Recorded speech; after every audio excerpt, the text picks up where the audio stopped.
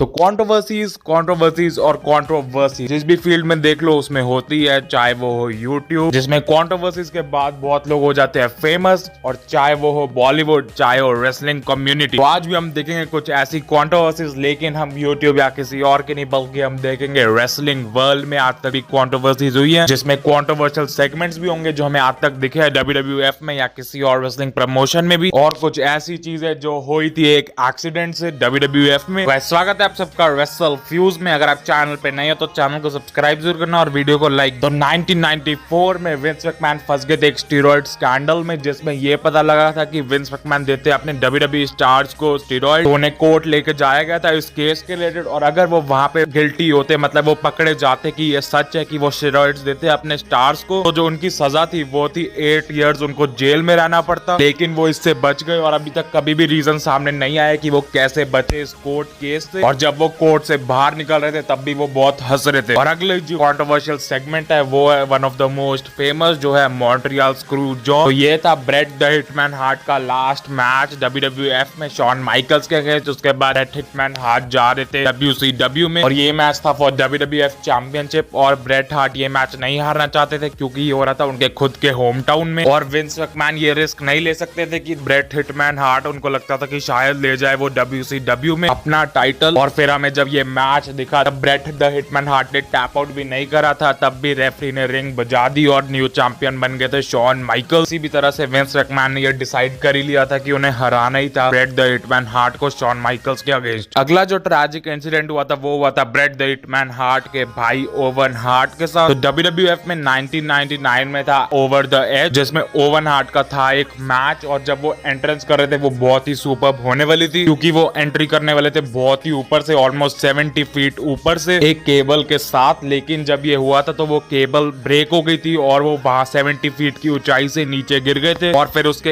1 घंटे बाद WWE ने ये डिक्लेयर कर दिया था कि ओवन हार्ट की डेथ हो गई है, और ये बहुत ही शॉकिंग इवेंट था पूरे रेसलिंग वर्ल्ड के लिए उस टाइम। ये इंसिडेंट इतना शॉकिंग था कि WWE अपने WWE नेटवर्क में भी इसके रिलेटेड कुछ भी पोस्ट नहीं करती। तो 1995 तक Shawn Michaels, triple H, Kevin Nash, Scott Hall और सीन वॉल्टमैन बहुत ही बेस्ट बडीज बन गए थे, जो जाने जाते थे द क्लिक के नाम से। लेकिन जो उनका ऑन स्क्रीन कैरेक्टर था वो बहुत ही डिफरेंट था, तो ये पूरे वर्ल्ड को नहीं शो कर सकते थे कि ये रियल लाइफ में फ्रेंड्स है, क्योंकि उस टाइम तो WWF को सब रियल मानते होंगे। लेकिन 19 मई 1996 में उनका एक मैच था एक लाइव इवेंट में मैडिसन स्क्वायर गार्डन में, जो था स्कॉट हॉल और केविन नाश का लास्ट मैच WWF में, क्योंकि उसके बाद वो भी जा रहे थे WCW में, क्योंकि ऑब्वियसली टेड टर्नर उन्हें ज्यादा मनी पे कर रहे थे as compare to Vince McMahon. तो वो चारों एक दूसरे को गले लगाते हैं और शेयर करता है ये इमोशनल मोमेंट पूरे वर्ल्ड के साथ। तो ये एक ऐसा पहला इंसिडेंट था जब WWF रेसलर्स ने अपना कैरेक्टर ब्रेक करा था ऑन स्क्रीन। तो हल्क होगन, जिनको एक तरह से कह भी सकते हैं beginner of golden era of professional wrestling, तो उनको 2005 में मिला था hall of fame induction WWE में। लेकिन 2015 में उनसे ये अवार्ड वापस ले लिया गया था क्योंकि उन्होंने एक रेसिस्ट रिमार्क करा था जब उन्होंने कहा था अ ब्लैक बिलियनियर गाय। तो इसके बाद WWE ने सीधा फायर कर दिया था हल्क होगन को कंपनी से, क्योंकि WWE किसी भी कंट्रोवर्सी में नहीं पड़ना चाहती थी। लेकिन फिर 3 साल बाद उन्हें वापस ले आया गया था क्राउन जूल करने के लिए WWE में, और 2018 में उन्हें फिर से डाल दिया गया था हॉल ऑफ फेम इंडक्शन के लिए। अगला जो इंसिडेंट है वो है क्रिस बेनवा के साथ। तो 2007 में जब क्रिस बेनवा थे अपने करियर के पीक में, लेकिन उस टाइम उन्होंने अपनी वाइफ नैन्सी बेनवा को किल कर लिया और सफोकेट करके अपने 7 ईयर ओल्ड किड को भी मार दिया था। उसके बाद उन्होंने खुद भी सुसाइड कर लिया था। तो इससे रिलेटेड बहुत सारी स्टोरीज आती है, जिसमें से ये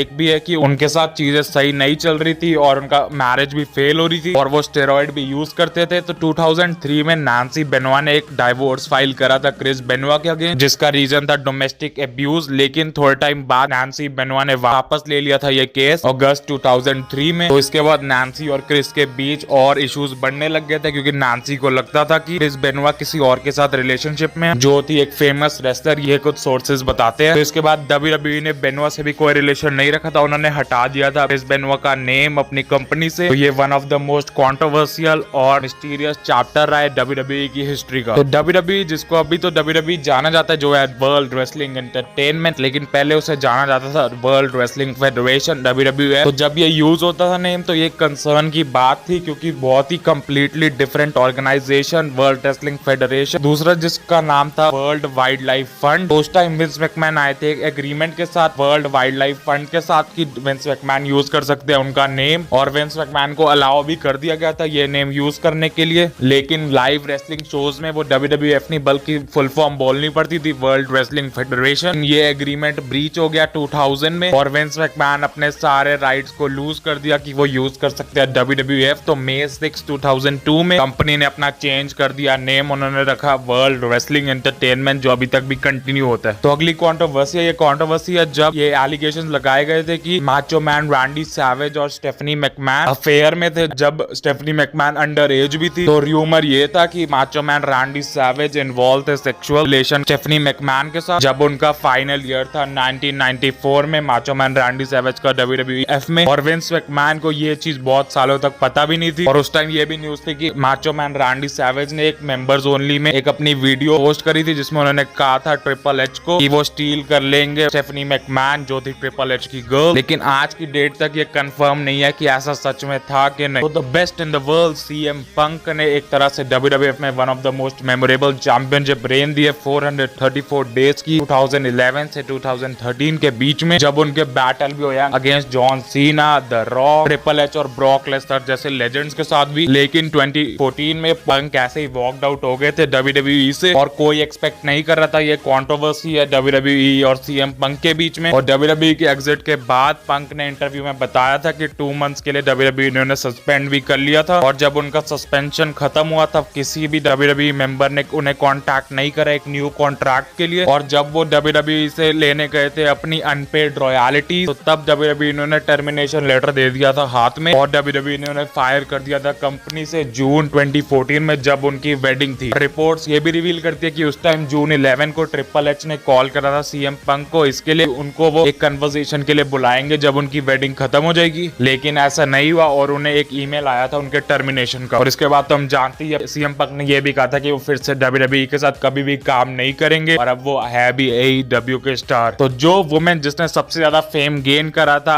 एटीट्यूड एरा के टाइम, चाइना जो पार्ट थी D जनरेशन X का, तो पहले उनका रिलेशन चल रहा था ट्रिपल एच के साथ, लेकिन बाद में चाइना को यह पता चला कि ट्रिपल एच का अफेयर चल रहा है विंस मैकमैन की डॉटर स्टेफनी मैकमैन के साथ, और इसके बाद थिंग्स बिल्कुल भी परफेक्ट नहीं रही। और एक इंटरव्यू में चाइना की सिस्टर ने कहा था कि जब ट्रिपल एच और चाइना का रिलेशन चल रहा था तो दोनों डिसएग्री हो गए थे किड्स के लिए, ट्रिपल एच को चाहिए थे किड्स और चाइना को नहीं। इसके बाद चाइना ने कन्फ्रंट करने की भी कोशिश करी थी विंस मैकमैन के साथ, लेकिन विंस मैकमैन ने उन्हें मना कर दिया कि वो अब नहीं कन्फ्रंट करना चाहते उनसे, और ना उसके बाद विंस मैकमैन ने कभी ट्राई करा कि वो रीनेगोशिएट करेंगे चाइना के साथ एक न्यू WWE कॉन्ट्रैक्ट के लिए। और 2018 में जब WWE ने अपना द ग्रेटेस्ट रॉयल रंबल कराया था सऊदी अरेबिया में, तो उसको एक ह्यूज क्रिटिसिज्म मिला था क्योंकि एक भी वुमेन पार्टिसिपेंट नहीं थी उस इवेंट में। लेकिन बाद में ये रिवील करा गया कि WWE और सऊदी अरेबिया की गवर्नमेंट ने एक डील साइन करी थी जो थी 10 साल की, कि सऊदी अरेबिया के इवेंट में कोई भी वुमेन रेसलर पार्ट नहीं लेगी। और ये जो पार्टनरशिप हुई थी यही एक रीजन आया सामने कि क्यों कोई वुमेन्स नहीं आई थी, चाहे WWE तब रियल में करा रही थी वुमेन्स एवोल्यूशन। और उस टाइम सोर्सेज ने ये भी रिवील करा कि स्टेफनी मैकमैन भी प्रेजेंट नहीं थी उस इवेंट के दौरान। तो ये थी कुछ कंट्रोवर्सी जो हमें दिखी है रेसलिंग वर्ल्ड स्पेशली WWE या WWF में। अगर आपको एक और पार्ट चाहिए इन कंट्रोवर्सीज का जिसमें और कंट्रोवर्सीज इन्वॉल्व होगी तो कमेंट्स में जरूर बताएं। तो आज के लिए बस इतना ही, बाय बाय।